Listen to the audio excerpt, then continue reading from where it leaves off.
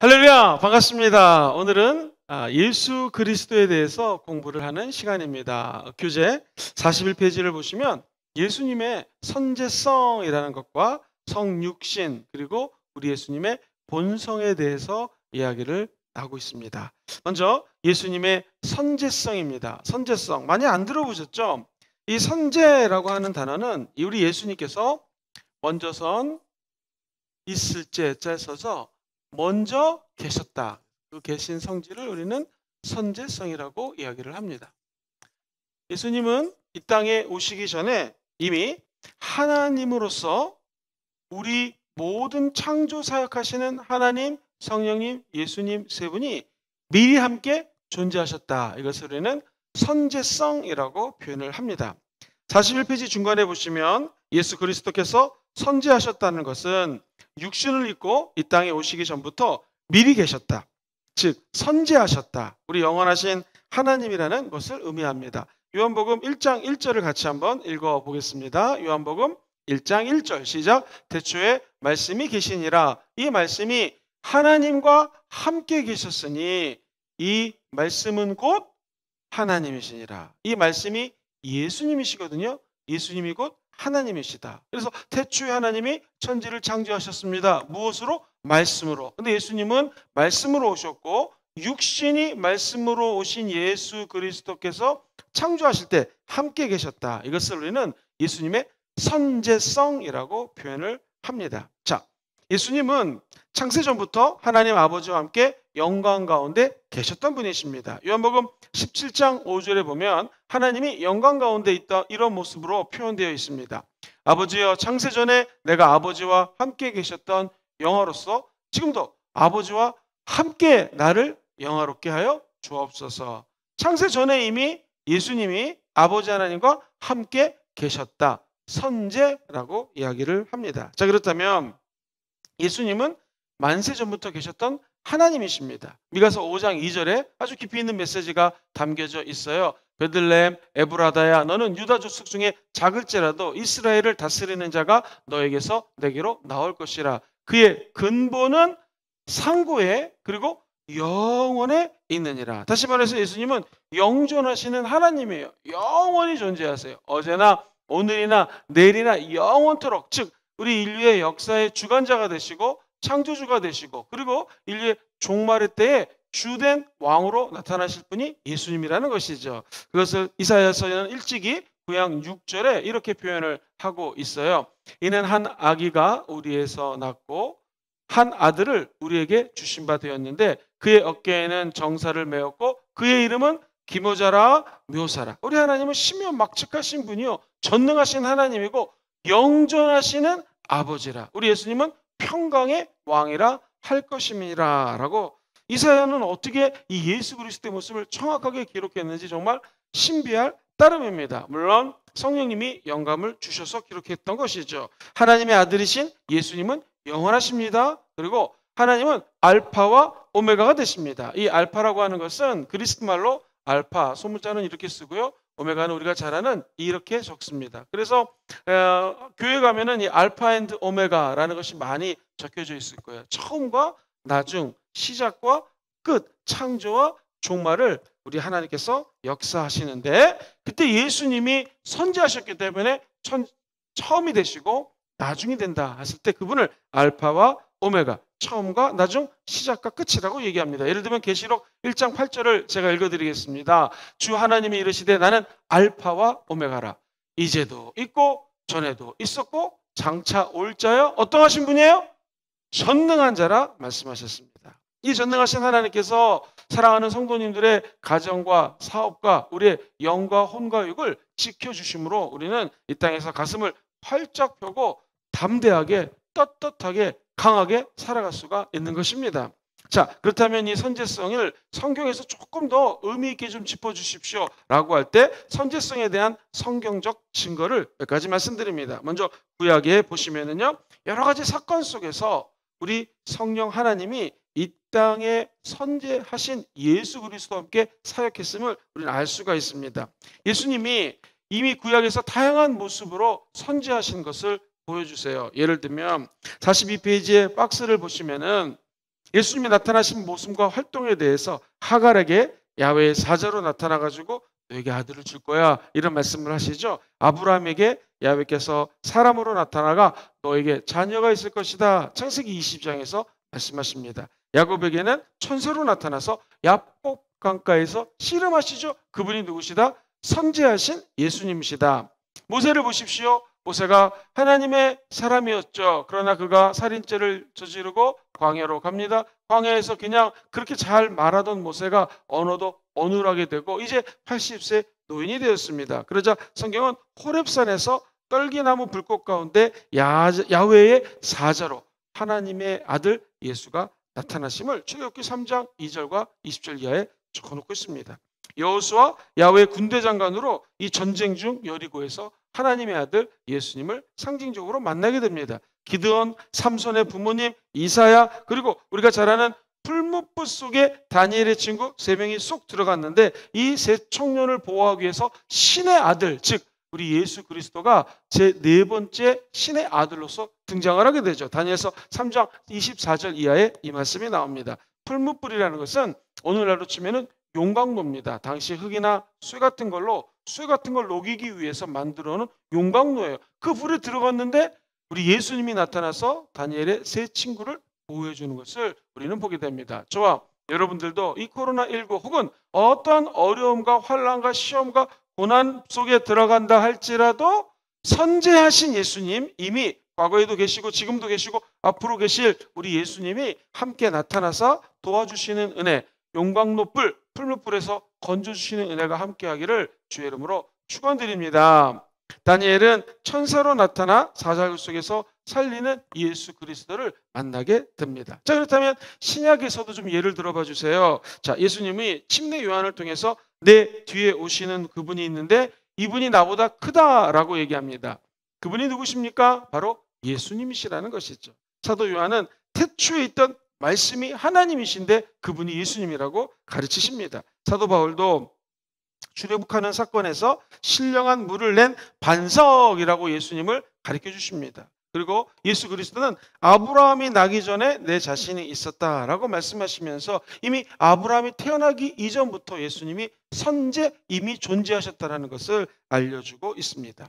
자, 그렇다면 이 선지하신 우리 예수님이 창조사역에 동참하셨거든요. 하나님과 창조사역 동참하셨다. 제가 한번 언급을 한 적이 있는데 몇 가지로 좀 요약해 드리겠습니다. 첫 번째로 창세기에 보면 엘로힘이라는 단어를 써요. 엘로아는 단수인데 엘로힘, 즉 복수로 사용된 것으로 미뤄봐서 하나님이 내가 천지를 창조해야겠다라고 할 때 성자 예수님이 삼위일체로서 다른 인격적인 존재로서 우리 하나님과 함께 계셨다. 이것을 우리는 선제, 예수님이 이미 계셨다라고 표현을 합니다.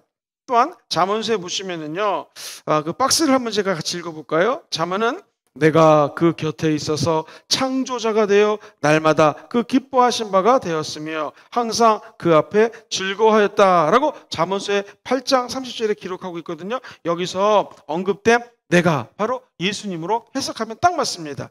내가 그의 곁에 있어서 창조자가 되었다. 하나님 아버지 옆에 있어서 너희들을 창조했고 그 기뻐하신 바가 되었고 항상 그 하나님과 함께 즐거워하였다. 그분이 누구세요? 예수 그리스도라는 거죠.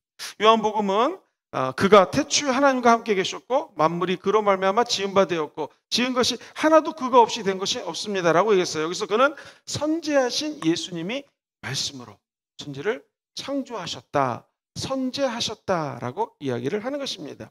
빌립보서에 보시면은 예수 그리스도께서는 만세 전부터 계시고 하나님과 함께 계신, 한번 저 따라해 보세요. 근본 하나님의 본체. 시작. 근본 하나님의 본체. 명백하게 하나님의 본체가 우리 예수님의 근본적인 모습이라고 얘기를 하고 있습니다. 골로새서도 1장 16절로 17절에 예수님의 선재성에 대해서 증명하고 있습니다.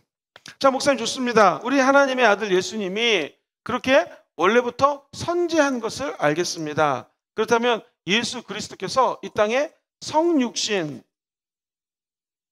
거룩한 하나님의 아들이 인간의 육신을 입고 오신 것에 대해서 좀 설명을 해 주십시오. 먼저 성육신의 의미입니다. 성육신은 말 그대로 하늘 영광 버리고 하나님이신 그분이 우리 인간의 육체를 가지고 인간으로 오셨다.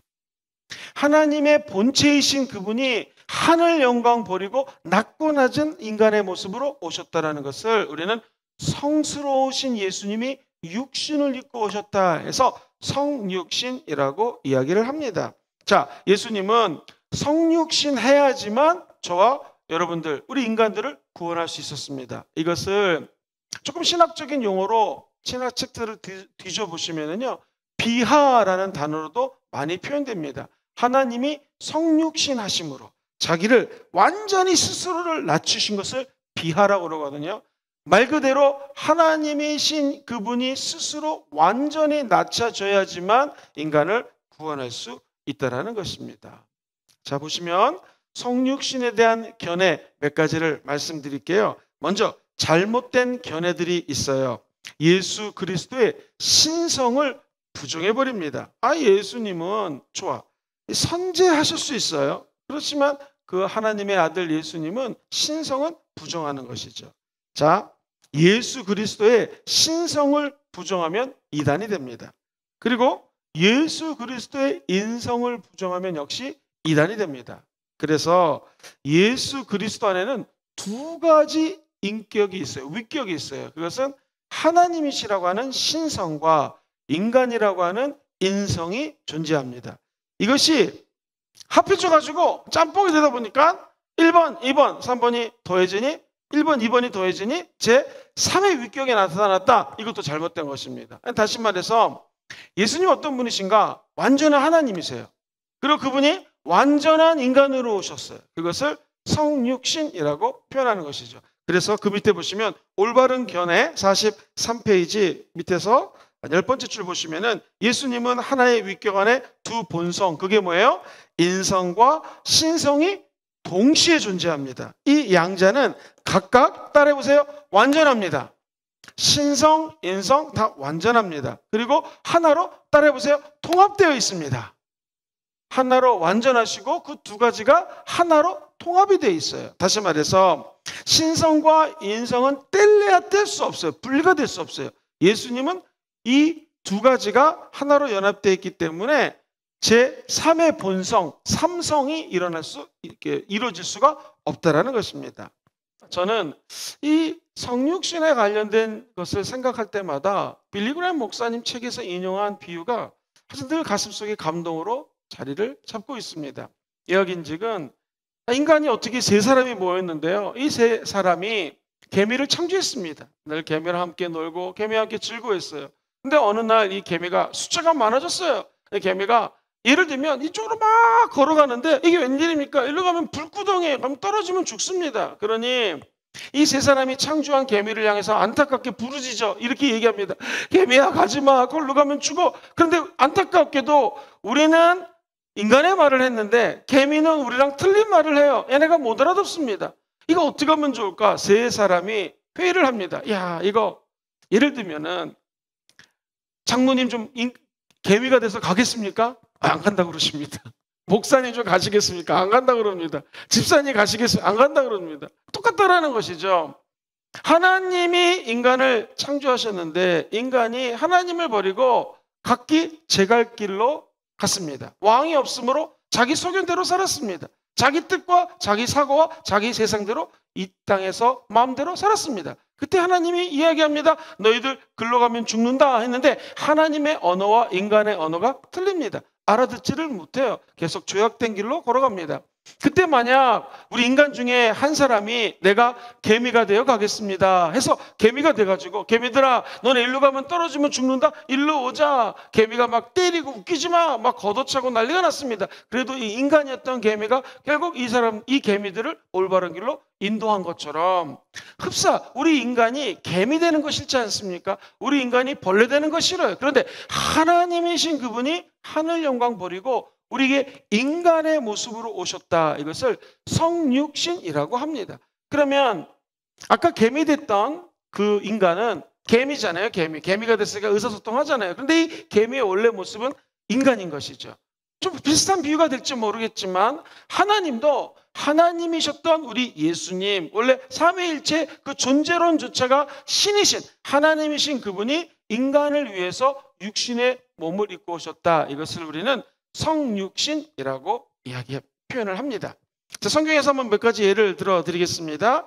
43페이지 박스를 보시면 이사야에게 임하시면서 처녀가 잉태하여 아들을 낳으리니, 그분이 바로 예수님이시죠. 미가에 이렇게 이야기를 합니다. 미가서를 보면 이스라엘을 다스릴 자가 너에게서 내게로 나온다. 우리 예수님이시죠. 마리아에게 임합니다. 네가 수태하여 잉태하여 아들을 낳을 것이다. 그 아들의 이름을 예수라 하라. 그는 수많은 죄인들을 구원하여 줄 뿐이다 라고 이야기를 합니다. 누가복음에서 우리 예수님의 성육신 사건을 일찌감치 얘기하죠. 엘리사벳에게 이야기합니다. 여자 중에 마리아와 태중의 아이가 복이 있도다. 요셉에게 임합니다. 저에게 잉태자는 성령으로 잉태된 것이다 라고 꿈속에서 요셉에게 이야기를 합니다. 자, 그렇다면 한 페이지 넘겨보시면, 목사님, 성육신한 목적이 뭡니까? 왜 하나님이 우리 인간에게 이렇게 육신의 옷을 입고 오셨습니까? 그것은 하나님의 특별 계시를 주기 위함입니다. 예수 그리스도의 성육신을 통해 보이지 아니하시는 하나님이 자기 자신을 인간에게 드러내기 위함입니다. 요한복음 1장 14절만 먼저 한번 읽어보겠습니다. 말씀이 육신이 되어 우리 가운데 거하심에 우리가 그의 영광을 보니 아버지 독생자의 영광이요. 그분 어떠세요?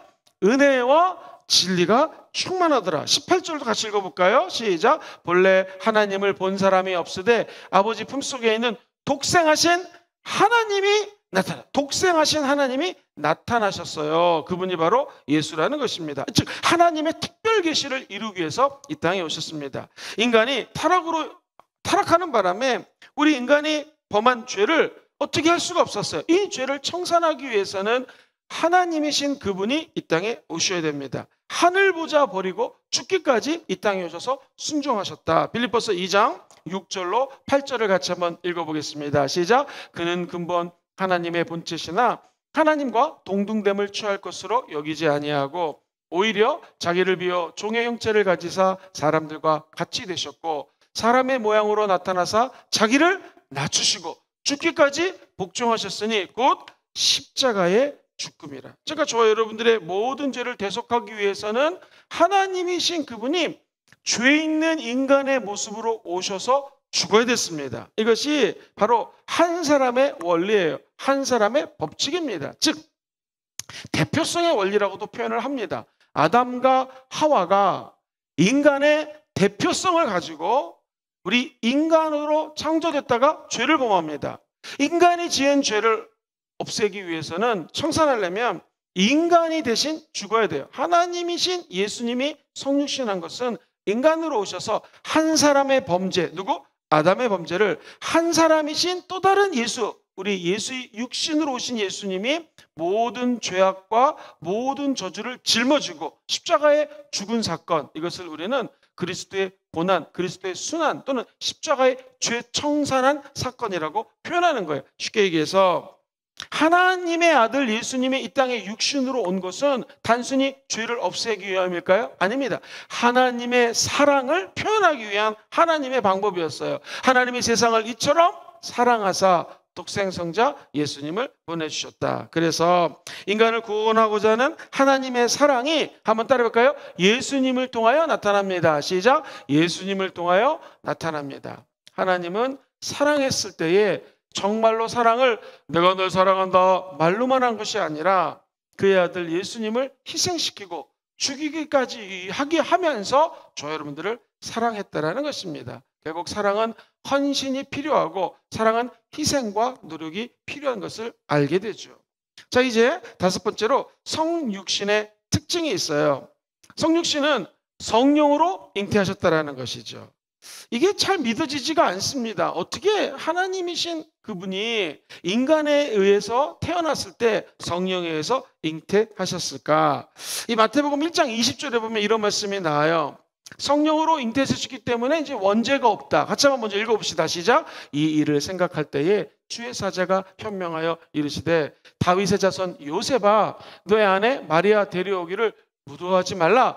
그에게 잉태된 자는 뭘로 잉태됐어요? 성령으로 잉태되셨다. 그러니까 원래 우리 인간이 갖고 있는 죄를 원죄라고 그래요. 우리 인간이 저지르는 죄 중에서 알고 지었잖아요. 그걸 자범죄라고 그러거든요. 그러니까 우리 예수님은 이 땅에 오셨지만 원죄, 아담으로부터 흘러내려오는 원죄가 있다 없다? 없어요. 왜? 성령으로 잉태하셨기 때문에. 예를 들면 고린도후서 5장 21절 말씀에 이런 말씀이 나옵니다. 하나님이 죄를 알지도 못하는 이 예수님을 우리를 대신해서 죄로 삼으신 것은 우리로 하여금 그 안에서 하나님의 뭐가 되기 위해서?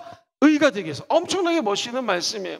죄를 알지도 못하고 죄를 짓지도 않고 죄랑 관련도 없는 예수님이 온 것은 저와 여러분들이 예수 안에서 의롭게 되기 위한 하나님의 사랑이요 배려라는 것이죠. 한 가지 더 히브리서 9장 14절에 이런 말씀이 나와요. 하물며 영원하신 성령으로 말미암아 흠 없는 자기를 누구에게 드려요? 하나님께 드린 그리스도의 피가 어찌 너의 양심을 죽은 행실에서 깨끗하게 하고 살아계신 하나님을 섬기지게 못하게 하겠느냐. 즉 다시 말해서 영원하신 성령으로 말미암아 흠없는 자기를 하나님께 드린 분, 그분이 누구예요? 예수. 그가 흘리신 게 뭐예요? 예수의 보혈. 자, 그렇다면 예수 그리스도는 거룩하신 신성을 지녔기 때문에 그 하나님의 자녀들, 즉 저와 여러분들의 자범죄도 전혀 연관성이 없다라는 것이에요. 그래서 주님은 원죄랑도 상관이 없고 이 땅에 오신 예수님은 스스로 죄를 짓지 않았어요. 자범죄하고도 상관이 없어요. 그래서 고린도서 5장 21절은 이렇게 이야기를 합니다.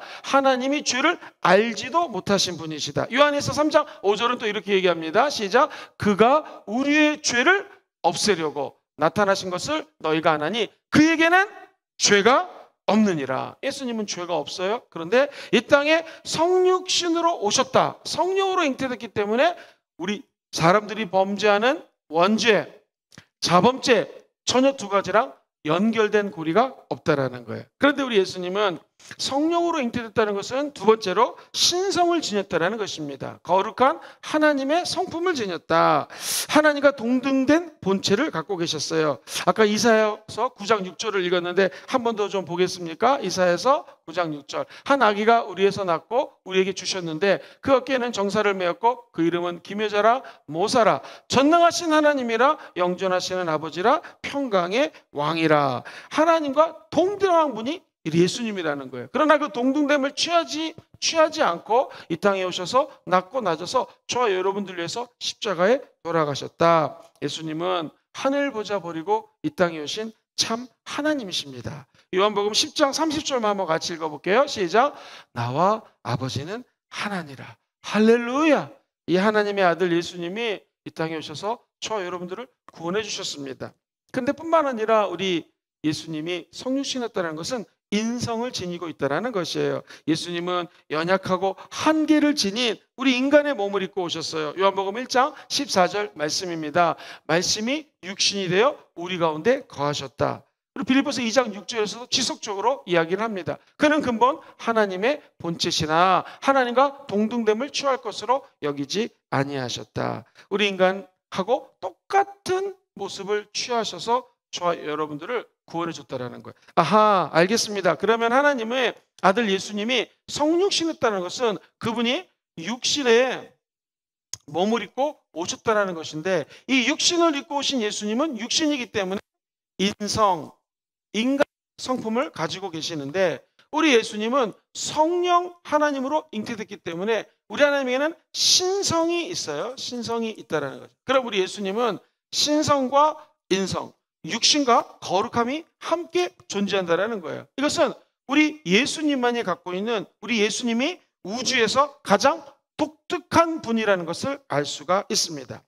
우리 하나님은 완전하신 예수 그리스도, 예수 그리스도는 완전하신 하나님이시다. 시작. 예수 그리스도는 완전하신 하나님이시다. 이게 신성이에요. 그리고 우리 예수님은 인간의 모습으로 오셨는데 우리 예수님은 완전한 인간이시다. 시작. 우리 예수님은 완전한 인간이시다. 자, 여기서 한번 이런 예를 들어보겠습니다. 예수님은 우리가 흔히 예수 그리스도라고 얘기를 합니다.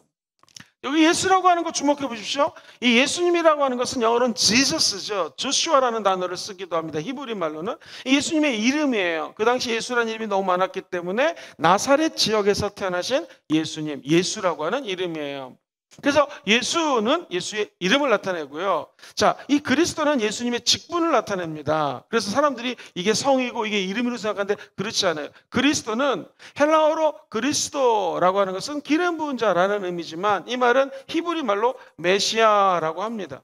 한자로는요, 기독이라는 단어를 써요. 그래서 우리는 예수 믿는 저와 여러분들이 무슨 종교? 기독교. 히브리 사람들은 메시아 사상, 예수 그리스도가 메시아, 기름 부은 자라는 뜻이고요. 그리고 우리가 아는 헬라어, 그리스 말로는 그리스도라고 이야기를 합니다. 자, 이 그리스도, 메시아, 기독 똑같은 말이거든요. 이 세 가지 말을 할 때에 딱 떠오르는 것이 있으시죠.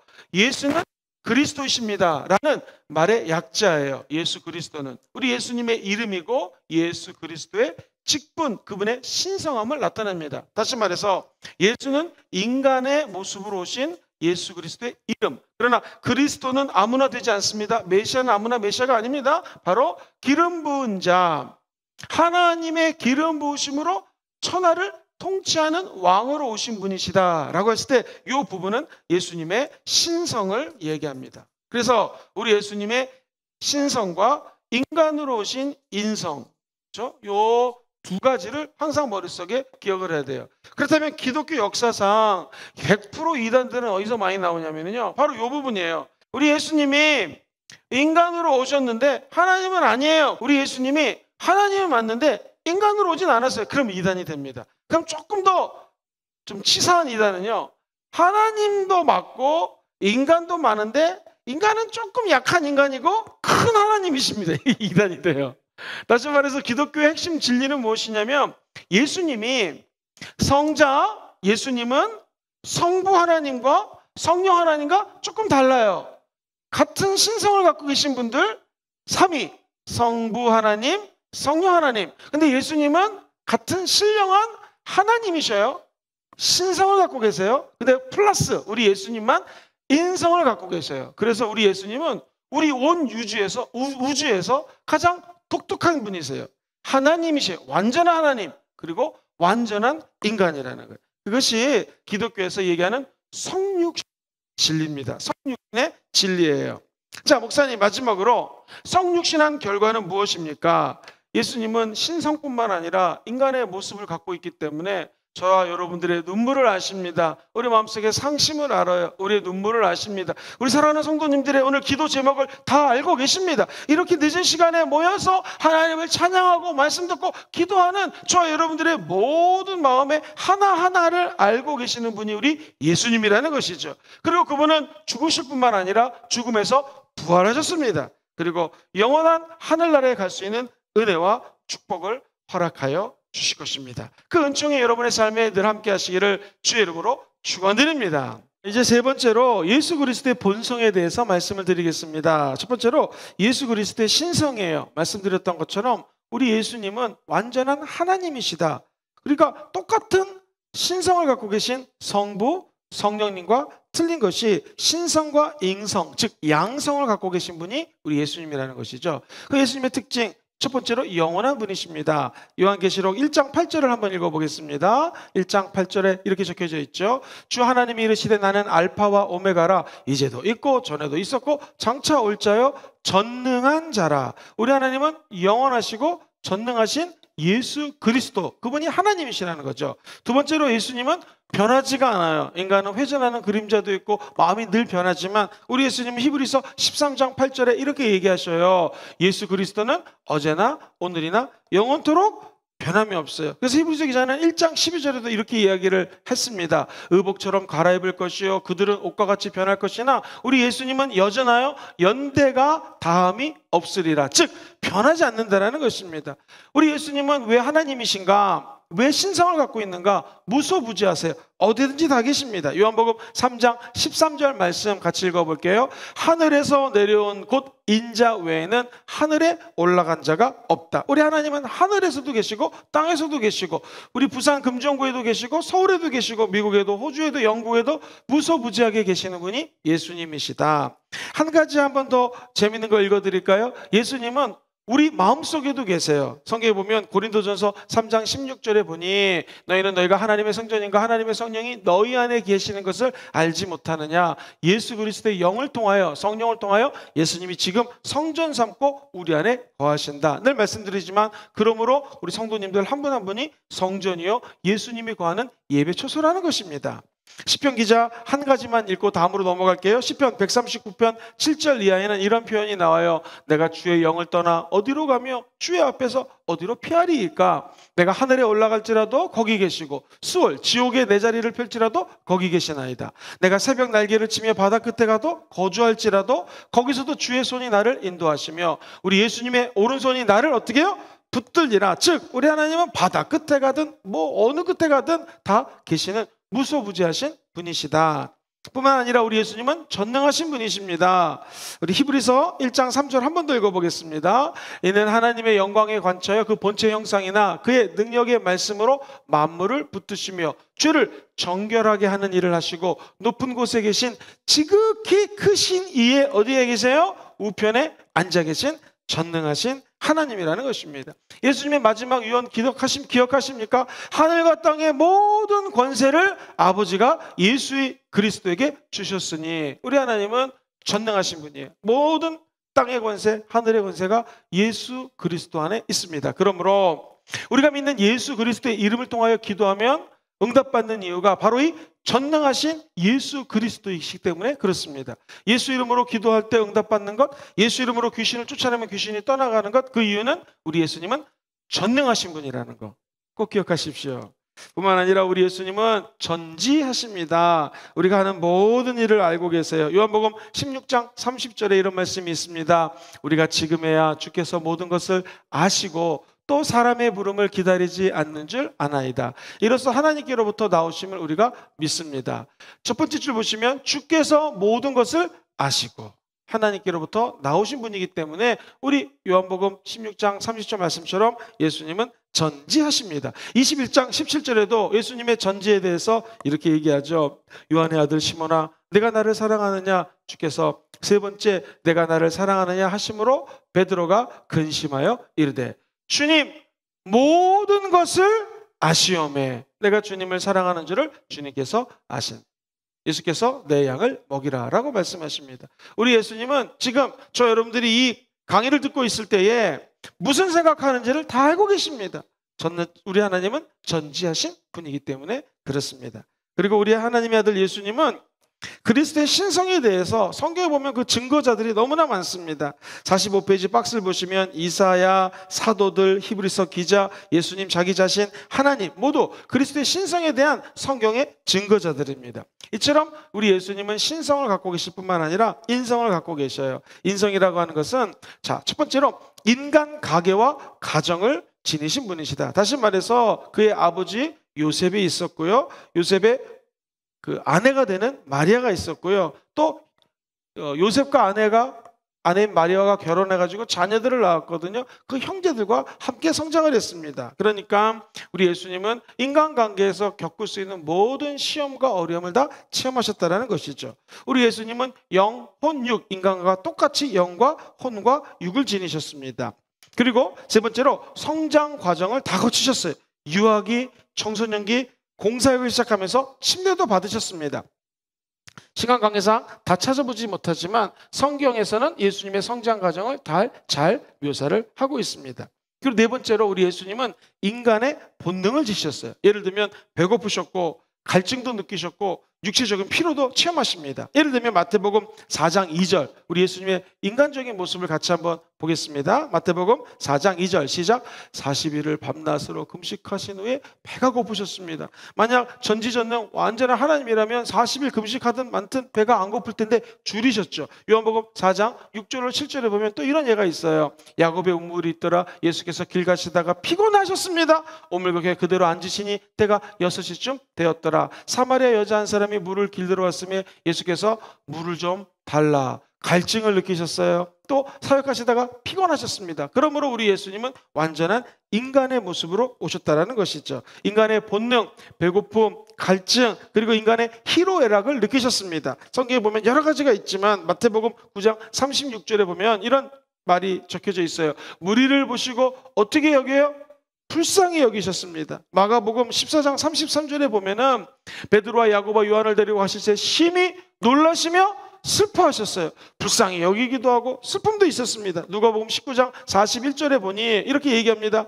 가까이 오사 성을 보시며 우셨습니다. 희노애락을 다 느끼셨어요. 뿐만 아니라 우리 예수님은 마귀에게 금식하시고 시험을 당하셨습니다. 똑같이 유혹을 당하셨습니다. 히브리서 2장 18절은 이렇게 얘기를 합니다. 그가 시험을 받아 고난을 당하셨은즉 시험 받는 자들을 능히 도울 수 있느니라. 할렐루야.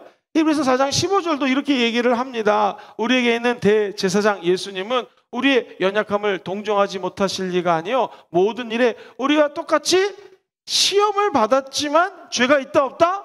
죄는 없다. 할렐루야. 그분이 저와 여러분들이 믿고 있는 예수님이십니다.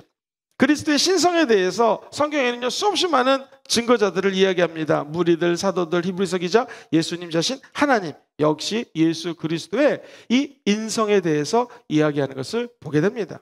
자, 이제 마지막인데요. 예수님의 양성입니다. 이 종합적인 결론입니다. 보면 하나님이 신이시고 인간이신 양성을 지닌 결과가 있습니다. 첫 번째로 예수님께서 인성을 지녔기 때문에 인간이 받아야 될 죄의 형벌을 감당할 수 있었습니다. 인간이 받아야 될 죄의 형벌을 대속할 수 있는 속죄 제물이 되셨다는 것이죠. 히브리서 2장 14절 이하입니다. 자녀들은 혈과 육에 속하였음에 그도 또한 같은 모양으로 혈과 육을 함께 지니심은 죽음을 통하여 죽음의 세력 잡은 자 곧 마귀를 멸하시며 또 죽기를 무서워함으로 한평생 매어 종로를 타는 모든 자들을 어떻게 해요? 놓아주는 거예요.